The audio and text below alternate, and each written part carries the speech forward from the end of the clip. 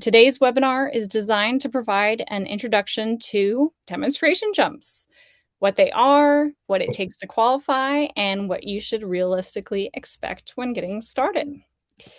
So I am pleased to welcome our guest speakers today. Joining us are Yulia and Brian Pangburn, and John is here. He's just getting his IT, the screen recording going, so he'll be with us in a moment.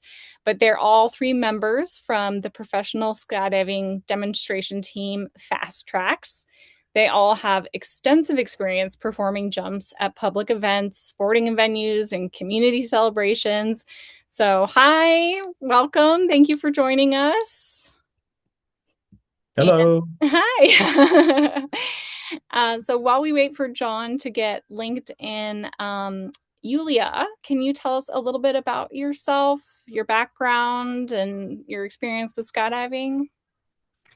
Yes, I skydive for more than 20 years. I'm a crew jumper. Um, I was competing on the world level for many years. And then in 2018, I asked my husband that maybe we can do something more fun. And I asked if we want to join a Team Fastrax to do demo jumps, something new for me. And I was envious. Brian was doing that before. So we joined Team Fastrax. And honestly, my life has been more purposeful than ever before. That's amazing. Brian, tell us a little bit about your background. Yeah, I've been skydiving over 30 years and I competed in crew for 25 of those years. So crew is my background, but because of the crew that we do, also was invited to do a lot of demo jumps. And so started out doing a lot of demo jumps that I probably wasn't qualified for and eventually got better and better. And then the USPA started the pro rating and all that. So yeah, we're in a much better place now. Can you tell me what year it was when you guys started Fast Tracks? Do you remember? 2018. 2018. Okay. Mhm. Yes. Okay. So quite some time now. And Yeah. when did you start doing crew, Brian? I said you said you were involved with crew before that. Do you Yeah, remember? 94 was the first time I did crew. My first nationals was 95. Yeah, Wow. it's been a That minute. is awesome. That is so much experience. I'm thrilled to Yeah. be talking with you guys today. And of course, when we have John, we can ask him a little bit about his background. But I do want to share some of the results of our poll. We're going to keep it open for now for the late comers. But the first question, do you have your USPA Pro rating? 22% of our attendees right now have it. 34% do not, and 44% said not yet, but it is a goal of mine. So we've got Mhm. quite a few people in here that are thinking about getting their pro rating, and me included. I guess I should have answered the poll, but I want to get my pro rating. And then the second question, have you performed a demonstration skydive? We've have 55% have said yes, Mhm. 25 no, and 21 not yet, but is a goal of mine. So it looks like we've got some people in here that are looking forward to doing some demo jumps. And then last question, have you been a ground crew member for a demonstration skydive? And we have 57% of our audience says yes, and 43% says no. So we'll talk about ground crewing coming up, guys. But it's really good for us to be able to know the experience level of our audience so we can um, gauge our responses to your questions later on. All right, speaking of questions, uh, let's start off by just talking about the definition of a demonstration jump and how does it differ from a typical skydive. So whichever one of you wants to take that on, go ahead. Well, a demonstration jump is, as the USPA defines it, any jump that's not at a normal drop zone. So that leaves a lot of opportunities out there for interpretation, that's for sure. Yes, and Yeah. the jump that performs for some kind of purpose, for promoting the sport or for any kind of reward or for kind of events. Yeah. Yeah.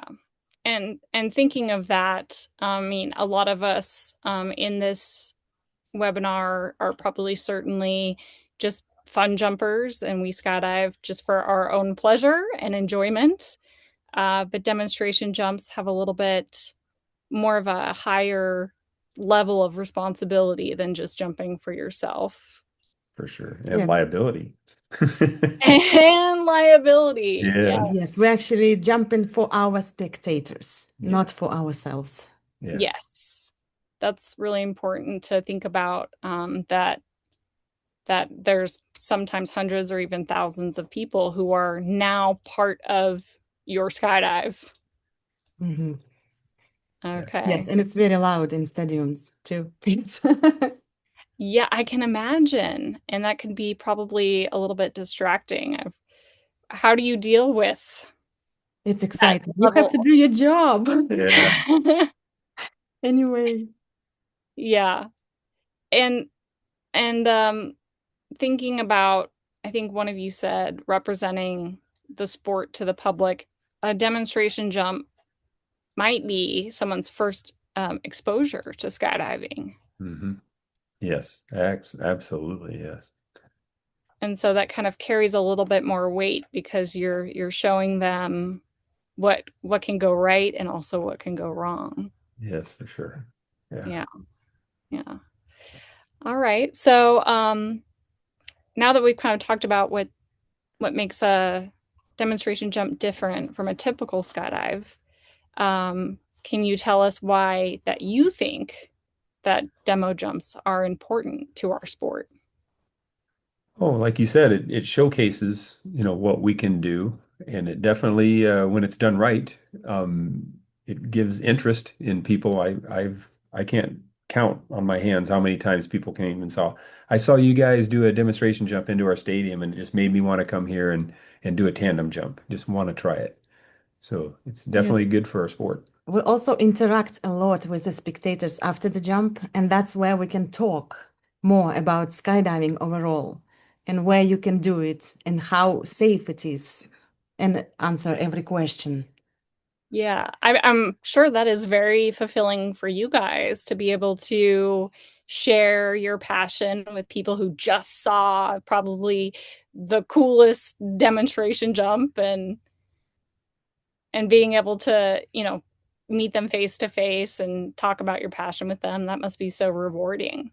Yes, it is. Yes. It is, yeah. I think being a demo performer changed my personality a lot too, because I am usually an introvert. But when you are attacked by thousands of people, I have to look excited and happy and talk everything about skydiving, definitely changing your personality eventually.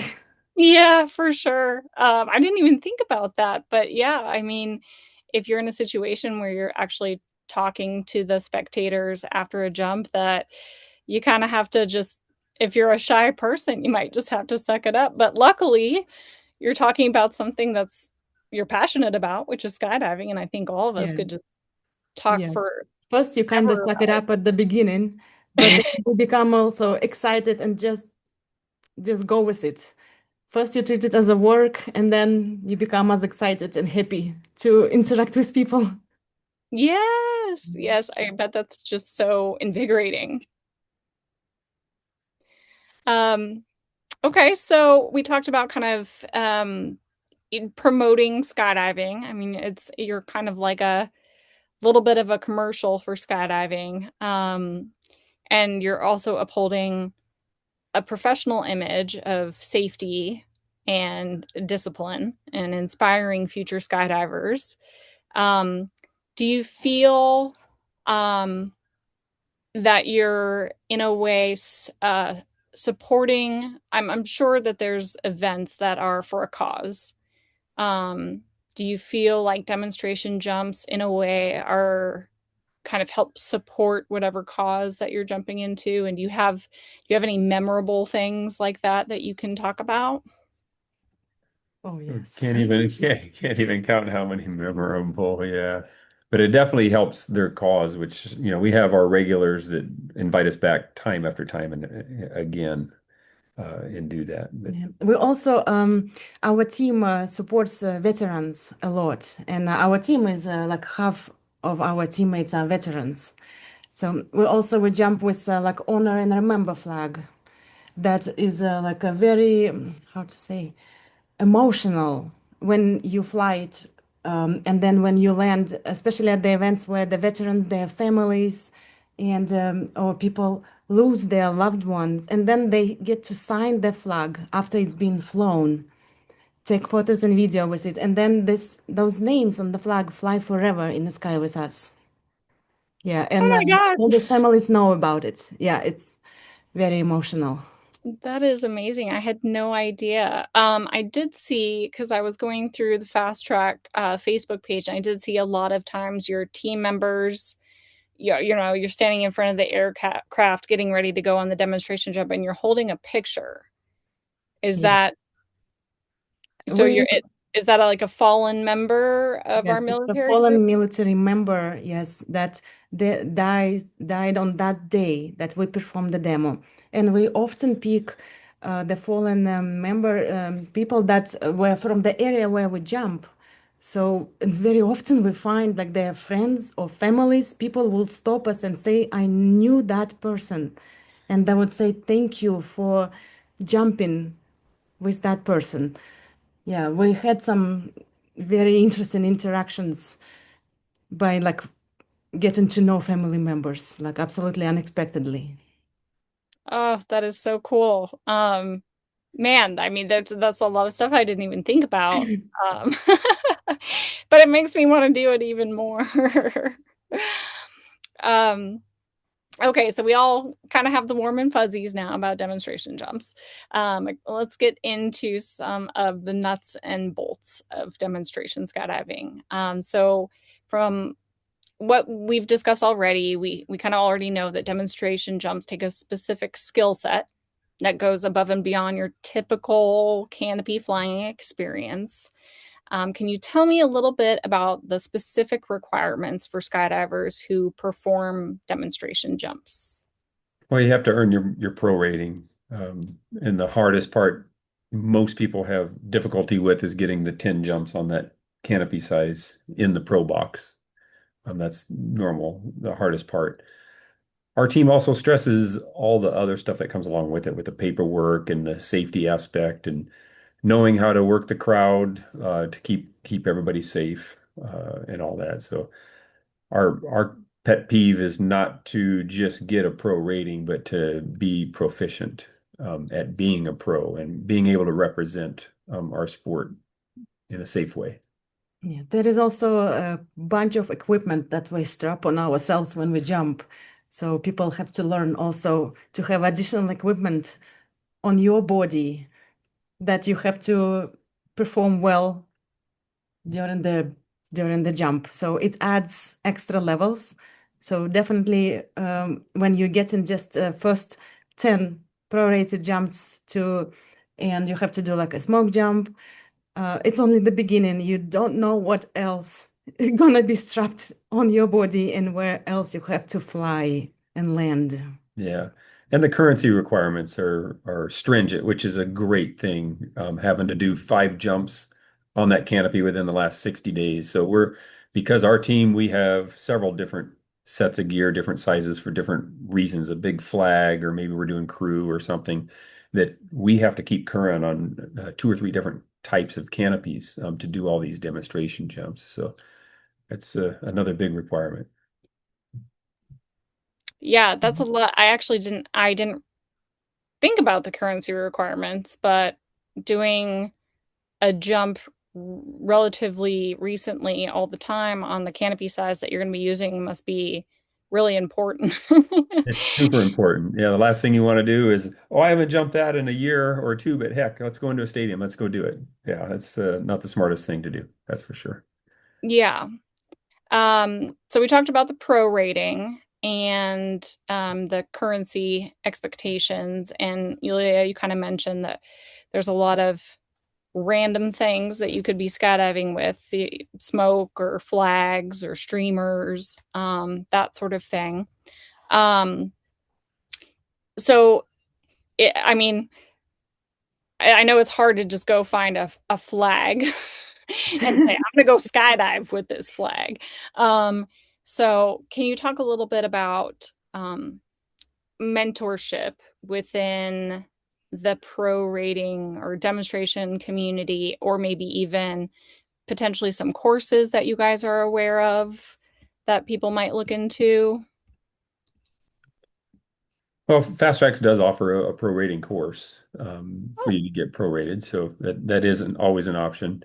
But as far as our team goes, we almost monthly have a currency Trainings. training with everybody, so we can stay current on the canopies. But more importantly, to be able to jump with each other, you have to put all these people into a small area if we're talking stadiums. So we need to know how each other jumps and how to interact with each other. Yeah. Yeah, with Yeah. different gear as well. Yes. Of course, you can jump alone, but actually, then you have to deal with all the complexity by yourself. So it's pretty good when you have teammates and you can divide responsibilities. So it makes it actually easier and more complicated at the same time. The more people, yeah, on the one demo jump is dependent on the place to land, maybe harder. Mhm. Yeah. That must feel fantastic to be part of a team. You know, it's not necessarily like a team that you're competing with, but you're a team that you're helping each other be the best that you can be. Mhm. Yeah, also like being on the demo team, it's how to say, we have more trust for each other because we don't have a room for mistakes. So we cannot take our friend and say, hey, let's go and make a demo jump with me. I have to really 100% be sure in that friend that he can do the best, the possible, the safe and perfect demo. So our trust in each other is super high. Yeah, that must be amazing. And you also said that kind of getting to know the way each other flies, being able to understand, the way Brian is flying next to you as opposed to maybe the way John flies next to you. And those things can be very different, but the more you're practicing together, the more you're ready to anticipate that. Yes. Absolutely. Yes. Yeah, Okay. also like in our team gear, we have different sizes flags, the different smokes, different fireworks, everything, and we can train people to jump with all of this equipment. And also, like, yeah, we hire people as well every year on our team. But also, as well in skydiving, there are other um, skydivers, professional skydivers that also do demo courses that I know of. Yeah, I think I've seen a few. It as far as mentorship goes, um, do you think that someone who's looking into getting demonstration jumps, I guess this I'm leading the question, should they participate in maybe a ground crew type of thing? Absolutely. And I was kind of watching the questions as they went by. Somebody was asking, what kind of track could I go on from, getting my, A license to D license to pro rating and whatnot. And you are dead on. It wasn't just a great lead in, but you're dead on. Even if you go and get your pro rating, that doesn't mean you're qualified to do that. That just gives you, it's like getting your driver's license, but you don't really know how to drive yet. And doing the ground is gold for learning everything. And you don't go out, we don't put ground people on the ground without having them shadow an experienced ground person. But you get to learn the ins and outs of what goes on with the demo and the safety decision making that you need to, And the whole process. yeah, Yes. and the process behind it. Yeah. Because actually, ground people are in command of us. They are our eyes on the ground that we cannot see when we are in the air. Yeah. Yeah. Sorry, I was muted. I was gonna say that's a whole other level of trust, is that you have these people on the ground that are kind of responsible for letting you know, because you don't know what's going on the ground until you have to arrive there in front of an audience. So you have to trust that they're doing their job and that they're also looking out for your safety and making sure you're aware of things before you get there. Yes, yes, they are our safety on the ground, definitely. Yes. I think I've I've done two ground crew, but I Okay. didn't have to do a whole lot because they were pretty wide open with very, very small crowds. So, but Yes. I did enjoy it. It was a lot of fun. Yeah, I don't know how many I've done. It's a lot, but I'm a lot more nervous on the ground than I Yes, am jumping. I feel definitely. like I'm more responsible for what's going on than if oh, I just have to jump and land my own canopy. It's a lot of responsibility to be on the ground. Yeah, Yeah, for sure. For yeah. sure. And you have to be a good diplomat to be able to talk to the sponsors and the immediate crowd. You can't, we've had people running out on the field. It might have been the team mascot going out and doing flips and stuff, and you've got to be able to get out there in a positive way and not yelling and everything. So there's a lot of diplomacy behind it too. Yes, and ground people interact with the POC of the event. Yes, they are the representative of the team on the ground. Yeah. Hey, can Um, you hear me? Yes. Yay! Ah, Yay! I was in John Zoom is prison. with us. I apologize, John. I We had to get started, Hey, but it's all I'm right. so I'm here. glad. Awesome. Okay, Yeah. great. So just for our audience members who haven't met you before, can you just give us a little bit of background about you as a skydiver and as a demonstration jumper? Yeah, so I have a little less than 22,000 jumps, and of those, about 7,000 are as a performer demonstrator. I started out in four-way with Fastrax and competed for 8 years at a high level. And yeah, so now I own a drop zone, and I'm part of a great team with Fastrax. And yeah, just love being a demonstrator. That's awesome. That's a lot of experience. You have more demonstration jumps than I have skydives. So Yeah, they're awesome.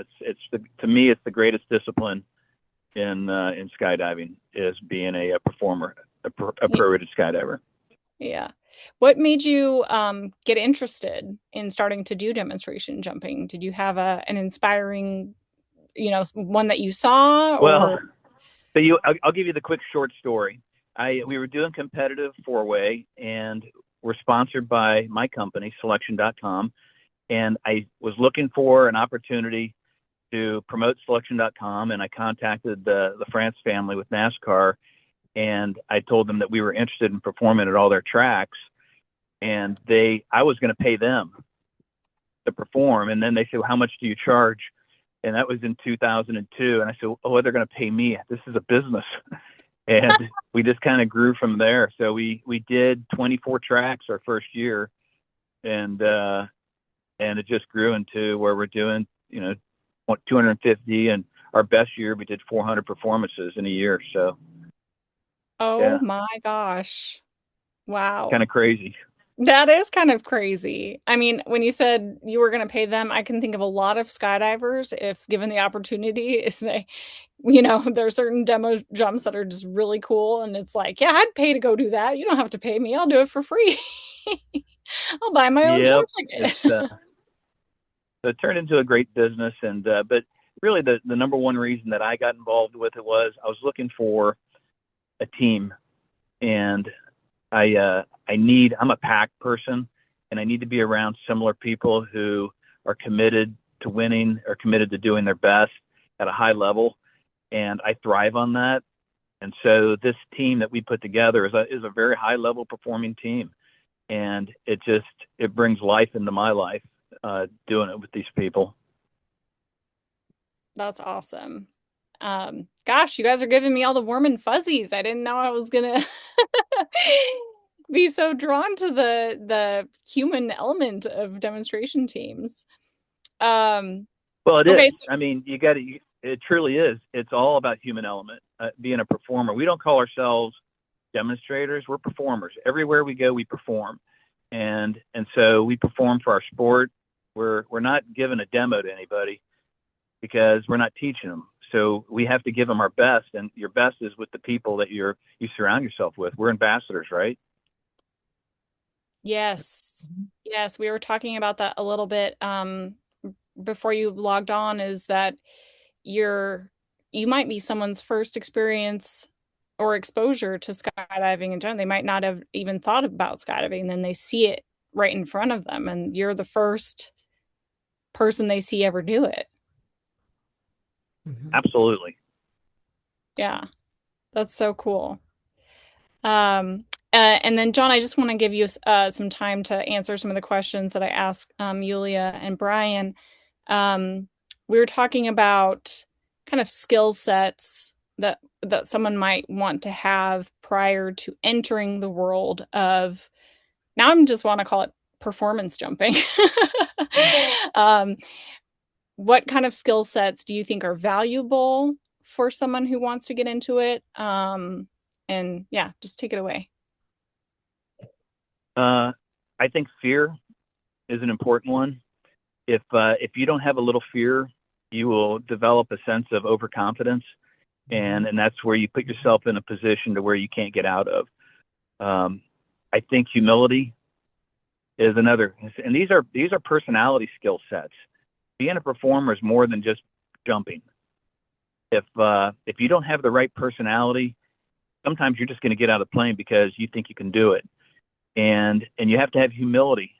You got to be able to know when to say no. Today's not the day, based on a lot of variables, whether it could be you've got an upset stomach or an ear infection, or the winds are 1 mile above your limit, but yet are you going to still jump out of the plane? Are you going to be humble enough to say today isn't the day?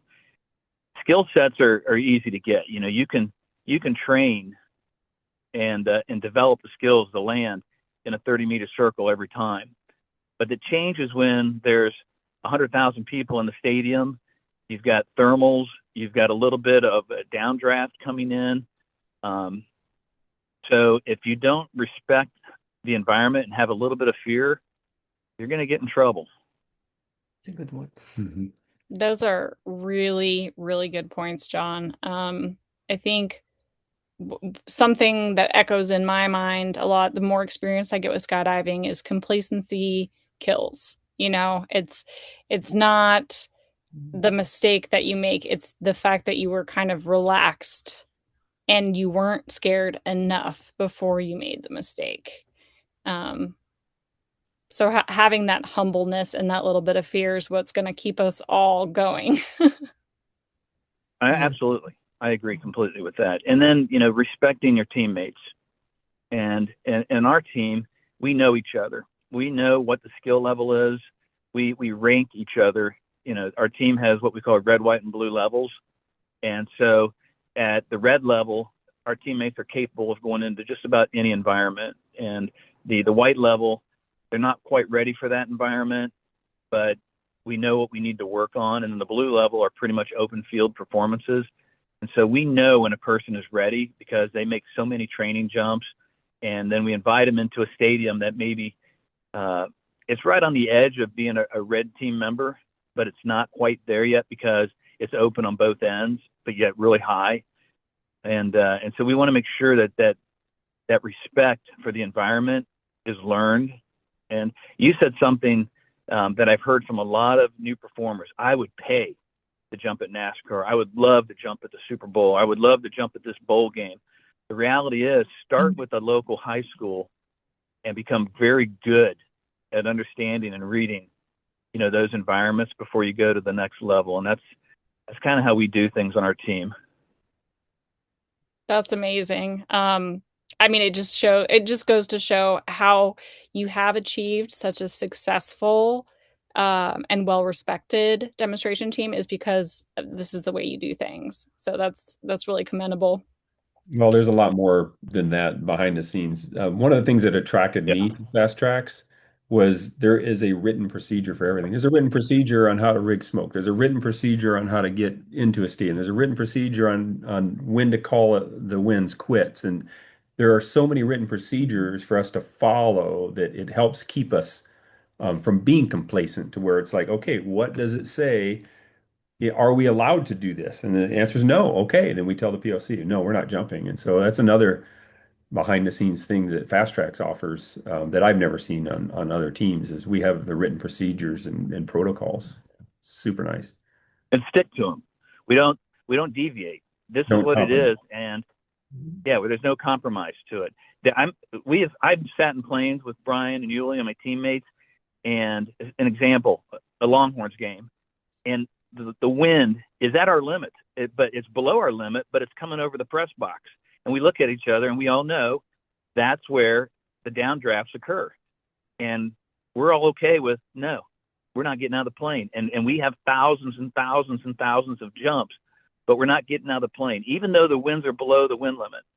And our SOPs say, it's okay, stay in the plane, you know? Mhm. I Yeah. think Because I don't know if you've sometimes, ever gotten hit by a downdraft. yeah, I have base jumping, not skydiving, but Done The it. same fear. yeah, for sure. Um, I think that is so important too to have everything, like you said, it eliminates the decision making when you're potentially in a situation where you have high adrenaline and maybe you feel like if we don't do this, we're going to let somebody down.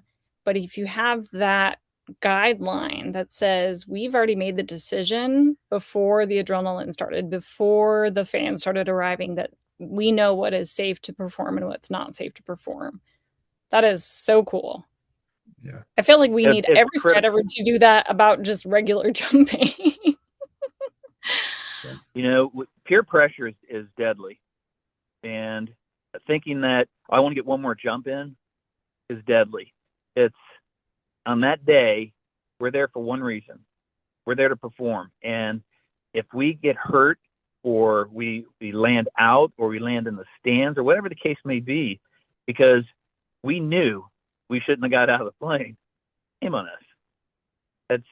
And so we just stick with our SOPs. And like Brian said, everything's in writing.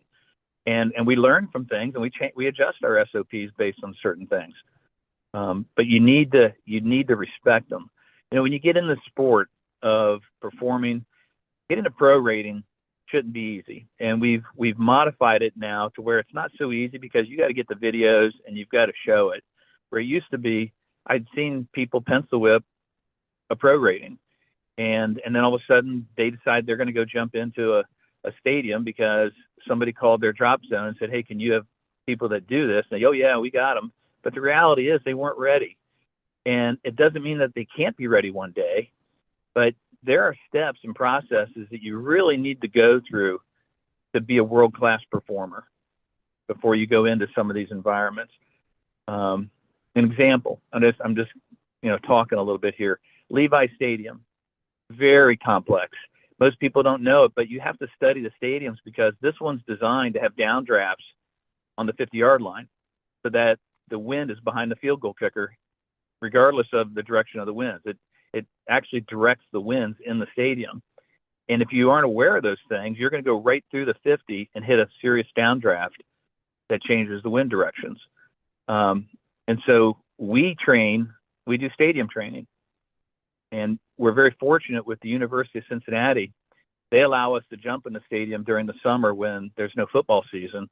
And we do analysis, turbulence analysis, different things where you're going to get updrafts and downdrafts and high turbulence, thermals activity.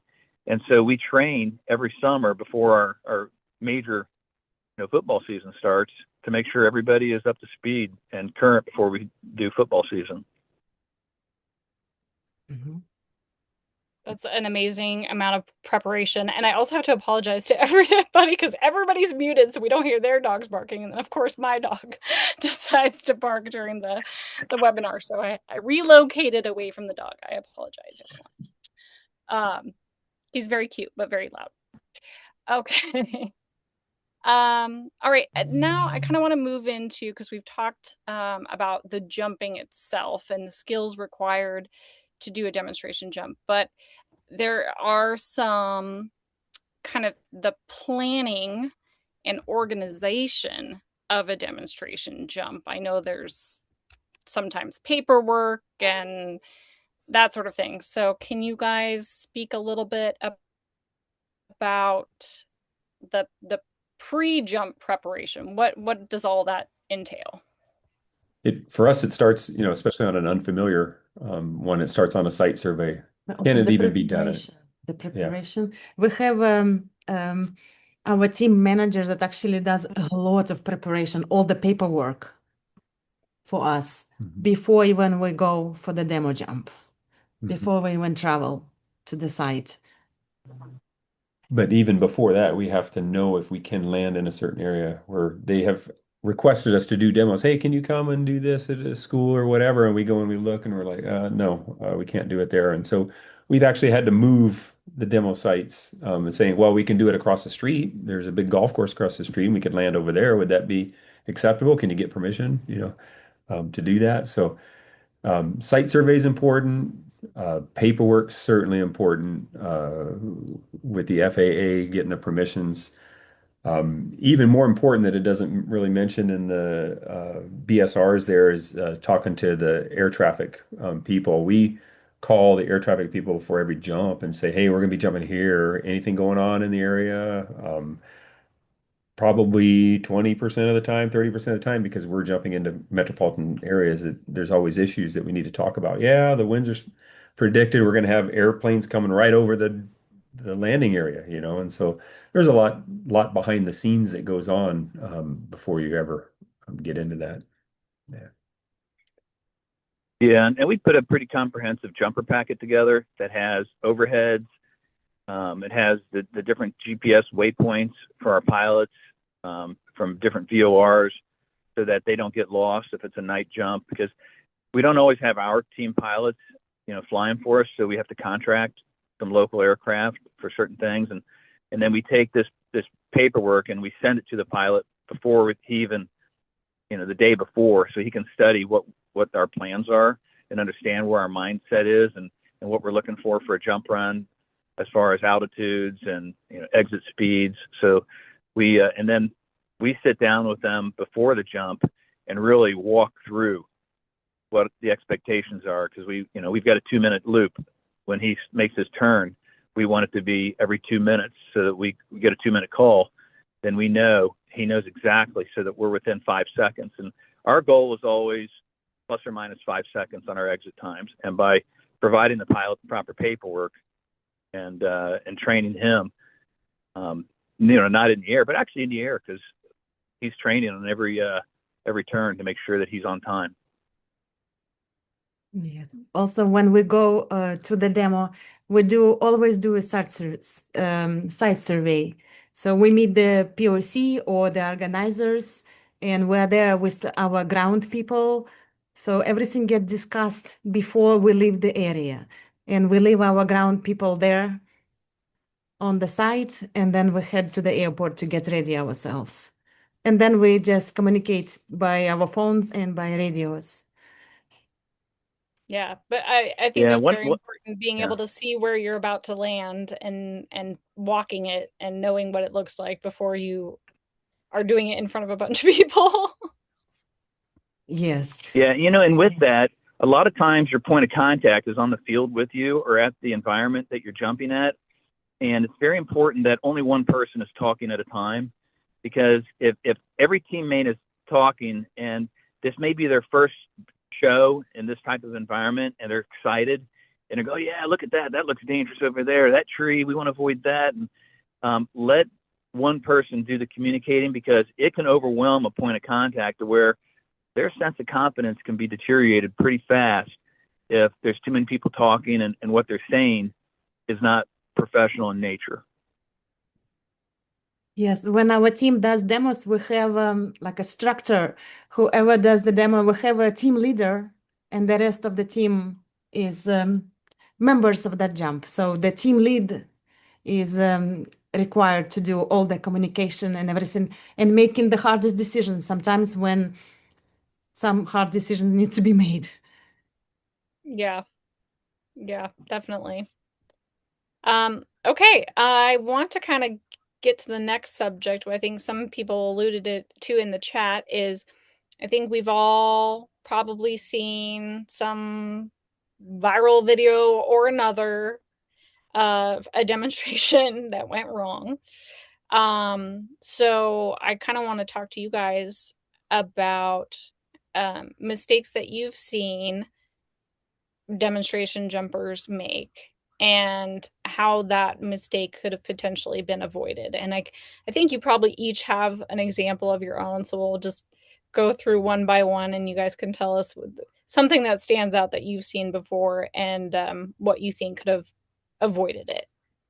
Well, that's a big issue with the media today. Everybody has their cell phones out, and you get 100 angles or more of an incident. And I think back to my very first demo jump that I shouldn't have done. They wanted our crew team to jump into an Indy car race at an Indy track, and there must have been 100,000 spectators there. It was at Phoenix Raceway there. And they want us to land on the finish line, and they want us to bring in these little 3x5 flags. And I'd never jumped a flag before. And so the first time I'm going to do it, I'm going to jump into a racetrack and land on pavement in front of there. And the winds were coming from behind the grandstands, causing a downdraft, and we got pounded in there, and we should have never made the jump. And so a lot of these that I see are people that probably should have said no. And that's the hardest thing for somebody who gets invited to do these, or you're getting paid to do these, even worse, saying no. And that's one thing that I appreciate about our team is we tell the POCs right up front, our sponsors, whoever, that look, weather permitting, we'll put on a show. But we're very weather dependent. It's not that we don't want to jump. We want to jump. 99% want to jump, but you got to be able to say no. And so almost every one of these incidents that you see that get on there are from people that probably should have said no. And the most recent one that I saw the ticker come up that just happened last week with that team, they probably should have said no. You can watch their canopies when they're coming in the stadium, and the winds were higher. And I don't know what the winds were. It doesn't matter. I probably would have said no uh, on that jump. Yeah, so I think it's always comes after the decision making. Like the newer jumpers, prorated jumpers, when they start, they don't know yet what they don't know. So more, yes, experience, of course, brings you more. Then you can make more better decisions. But when you new, then at least you have to have somebody experienced with you to ask questions or mentor you, because you don't know where the downdraft or the weather is good enough. And also like the better places to land or how to talk to the organizers, maybe changing landing areas, right? How we can make it everything better. And also, I would suggest that everybody should learn and practice decision making, because it's a skill also. Like we're not born to make quick, right decisions, but we learn the information, think, ask, and like I was forcing myself learning making best decisions as fast as I could. So because it comes for seconds when you have to decide what to do. And you cannot say like, oh no, I better panic and not do anything. You have to do something to survive and put up the best performance, even if you are making a mistake. Or Yeah. while you're making a mistake, Yeah. you can make it safest. Yeah. Go ahead, John. So one of the things that's very important is we become weather experts on our team. I mean, literally, we have classes every year on weather, and most of us have between 5 and maybe 8 different apps, and we're verifying different information to verify what's going on. And we sit down and study this before we even, there's jumps we'll call before we even get in the air based on all the different models. And so you need to be an expert at weather. The wind drift indicators, most people just throw it out of the plane, not thinking what it really does. And if you're not an expert on using a wind drift indicator, you need to become one, because it falls how many feet per second, and you can determine the altitude and the wind shifts by watching a wind drift indicator, by watching your watch and then watching the WDI, and you can determine wind speeds, where it's picking up, and verify that against the data that you've already studied prior to the jump. The other ones is a lot of times people don't use their pilot. We have a policy of every 1,000 feet turning into the wind, and our pilot's giving us data so we can confirm that the winds are what they claim to be on all the different data platforms that we look at. So our pilots are very helpful in helping us determine, yes, at 2,500 feet, the winds are at 30 knots, and based on what they're saying, and they're coming out of the correct direction, or no, they're not correct. And so we will calculate our exit altitudes based on that. But again, most incidents that occur could have been avoided, and they could have been prevented by saying no. That's just the bottom line. And we're not free of making those mistakes. We've had incidents with us where we choose not to land in the stadium. An example would have been Iowa State. People thought we landed out because of weather. We landed out because the band was still on the field. And, we just made decisions at that time that we know we're not going to take the chance. If they're not cleared by the timeline we say, then we go to our alternate landing area. And that's the other part is, do you have an alternate? Not just something you put on paperwork, but have you briefed that before the jump? Hey, we land out together if that's what it needs to be. If the weather's that bad, we're not going in. And we really rely on our ground safety as well, because we launch a lot of balloons from every corner of the stadium, from the center, and we're looking for the thermals and the downdrafts with our helium balloons. And we have so much confidence in our ground safety specialists that if they say it's unsafe, we don't jump. If they say the turbulence is severe, we don't jump. And you just got to be willing, because, I've been in a downdraft, and it hurts getting thrown into the stadium, just losing everything and getting pounded in. And the weather was fine. It just happened to be that area of the stadium. And I said, okay, I'm going to study stadiums. I'm going to really become good at knowing where thermal activity is at its greatest, where you're going to get spinners that are turning like a tornado, or you're going to get downdrafts, or you're going to get updrafts. One of those is the University of Cincinnati, and it's one of the most complex stadiums in the country to jump in, and we're fortunate to get to train in there. But in their end zone, they've got a tunnel, but they also have these two holes that are open. One is like 6 feet in diameter, and the other one's about 18 feet in diameter. And if the wind is coming out of the south, it's pressurizing in the corner, and it shoots up through those holes. And if you fly over that on a day where the winds are 12 miles per hour, you're going to get a 150-foot lift as soon as you hit that, because the wind is compressing through these holes in the roof and pushing upward. And to prevent problems, you got to really become good at studying the environment and knowing where stuff can go bad fast and avoid it. Yeah, definitely two things that just really were light bulbs for me that you just said was, one, the alternate landing area, and have you actually walked it and prepared for it versus just written it down like, oh yeah, if I can't land there, I'm gonna land over there. But like, have you actually gone over there and walked it and looked at it and known its particular nuances and dangers? And then, like you said, you guys have to be like wind experts. Like, you really do have to know how to predict everything. And that's You do. it's Weather is critical. Yeah. Yeah. It means everything. Yeah. I saw one of the And questions then on here. I don't want to jump ahead or anything, but I saw one of the questions on there was, how do you, jump into a stadium? Do you just get so many jumps? And the answer is no. Our team, we've got a couple of high school stadiums that we jump into, and then we work up to the college stadium. And so we're constantly practicing before we ever allow anybody to actually go on a demonstration jump. We're making sure that they're proficient at doing that before we actually put them into a real demonstration environment. Yeah. Yeah. Yeah, speaking of the questions, I think that now's a good time to start, because they're just coming in and we want to make sure everyone's questions get answered.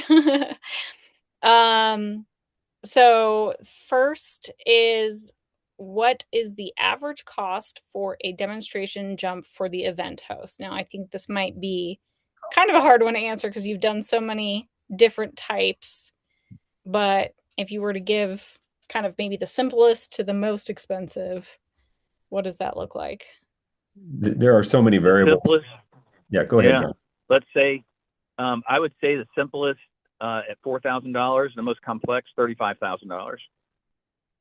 And it has a lot to do with how many jumpers do you have, how close to the drop zone, How much equipment how much equipment. do The Yeah, danger level. yeah. If we're doing one of our signature pyrotechnic jumps where we're launching fireworks off our legs, you're going to pay a premium because we have almost 18 years of development in our equipment to make sure that it's safe. And so they're going to pay for that research and development for us. Um, that's not a game. That stuff can go off in the planes and take your plane down, and so we're going to charge for that. If I mean, here's the thing that I see when it comes to dollars. If you decide you're going to charge $500 to go jump in a high school game, you're doing a disservice to our sport. That's kind of like the tandem factories that are charging $99 for a tandem. When in reality, we should be charging $250 to $279. Our industry should demand that. And you do a disservice to our sport when you go out and nickel and dime, because that's not what our sport's about. We should be putting the best and getting the best for it. I mean, you should make a decent living performing.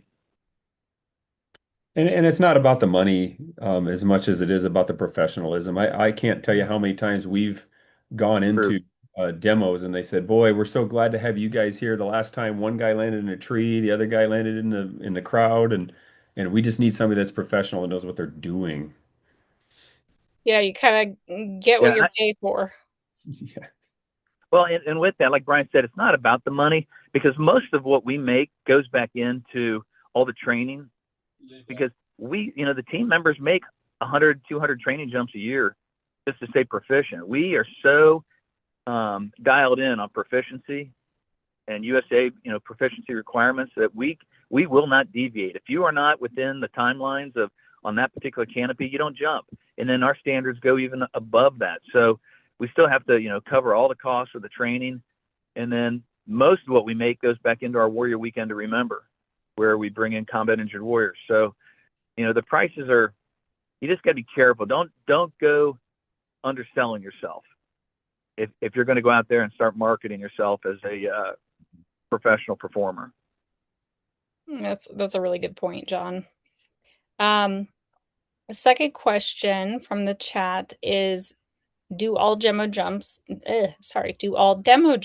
require a pro rating? Yeah, I was just reading that. No, they don't. You don't have to have a pro rating to jump into open area or level 1. You can read it in the skydiver's information manual in the demonstration jumps section 6, I think it is, chapter 6. Yeah, but also like if skydivers sometimes they land off the drop zone if they didn't look out when before they jumped out of the airplane. So it is already demonstration jump because you're landing off the drop zone.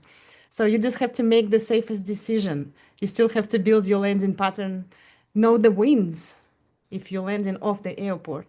So it is a demonstration jump as well, pretty Well, that much. makes me feel good because now I know I've done like, I don't know, 50 at least. Actually landed in a soccer field. I mean, it was empty. There was nobody there. I was wingsuiting. And I landed in the soccer field and went, "Wow, this is what it would feel like if there if there was actually people here to see me do this." Instead, I had like a concerned citizen going, "Are you okay? You don't look like you're supposed to be here." Yeah, I just looked up Section D. It Yeah, says for the open field and level ones, you only need a C license. And then once you get into level 2 or the stadiums, you need the pro rating. Yeah. we had a performance one time where we landed at North Carolina, and at halftime, another jumper comes in and lands from another team. He was supposed to land at Duke and landed at a different stadium because they didn't know where they were at. They spotted in the wrong place. And I think, okay, know where you're at. Yeah, kind of crazy. That's an off landing. Yeah, that is an off landing. Oh, that's funny. We were training a new pilot and he went to go, we were jumping into a golf course for a golfing event and he was flying over and he says, "Okay, we're here." And I'm looking and I'm saying, "Well, there's only 9 holes there. We're jumping into an 18-hole course." And the other course was about 4 miles away. So he had us close. Oh my goodness. Yeah. Yeah. Oh, Um, all right, so if you guys were to, this is another question from the chat. If you were to build a progression, like ideal progression, a license to doing a demonstration jump, what kind of guidelines would you have that person follow? Canopy training. Yeah. Yeah, canopy training, accuracy training. You have to know any canopy you jump in to, like automated responses. Yeah, making decisions. Accuracy is extremely important. Yeah. And along that lines too is having the right equipment. People ask me, I've seen these people swoop into stadiums. Okay, that's fine. I'm glad they can do that. My normal canopy that I go into a stadium is a 253, just because I can nail it every time on the 50-yard line with a 253. And so the having the right equipment, the right canopy size. I saw somebody's asking what type. I prefer the Lightning. We also use regular PD 253s. Yeah, but also really like size matters. The bigger canopy you are jumping, it's better for you. That means the bigger canopy you can land in any small area. Like you don't need to swoop it. It's not gonna work. Yeah. Especially Yeah, when you're because talking. the people in the stands don't care what size canopy you're jumping. They're just, this is, most of them have never seen a skydiver. And so whether you're jumping, why take the risk of taking a high performance canopy into a stadium when you might be able to get in there, but then you've got the risk. You just might not. And so we set ourselves up for success. And I would always say, set yourself up for success and train on a bigger canopy and become proficient on it, and then become an expert, know everything about it, know how to stall it, know how to sink it in with a stall. There's so many things you can do with a parachute, and if the environment isn't what you thought it was, you got to be able to trust your canopy and know how to fly it in the environment you're now in. And so just because you get a pro rating doesn't mean you're a professional skydiver. It means you have a pro rating. Now you have to earn the right to jump in these environments, and you do that by starting out small. You start out with high school kids soccer events and things, little fairs, things where you get around crowds, but you can learn to respect the environment, and then progress to a high school football stadium and get good at that, and then get proper training before you go into big stadiums, because I've seen people make big mistakes and it doesn't look good for us. And sometimes they go out on a stretcher. And as part of that path, like we already discussed, doing the ground crew is gold. The more ground crew you do before you actually become a jumper, the better off you're going to be. Absolutely. I love all of this. I just wish we could keep going because you guys have so much to say. And I'm so inspired now. I'm thinking, oh gosh, I got to get back to trying to get my pro rating. We can help you. Oh, yay! We are out of time, guys. I know there's still a bunch of questions in the chat. So what I would like to propose, and if Yulia and Brian and John are okay with it, there is going to be an email that goes out to all of you after this webinar is over with the recording. I would like to address the unanswered chat questions. If we could give Yulia and Brian and John maybe through the weekend to go through and answer anything that we didn't get to. And that way, when you get the email, everyone feels like their question got answered, because we did spend a lot of time talking, and unfortunately we are out of time. But Yulia, Brian, John, are you okay with being able to answer some of these questions via email? Absolutely. Yeah, absolutely. Okay. And for people that didn't get their questions answered or come up with them later, you can always give them our email at info@teamfastrax.com, and we'll reply back. We want to make our sport super safe and help everybody that's learning and wanting to get into it. And even those that are currently prorated, that are looking for guidance, we want to help provide that. Awesome.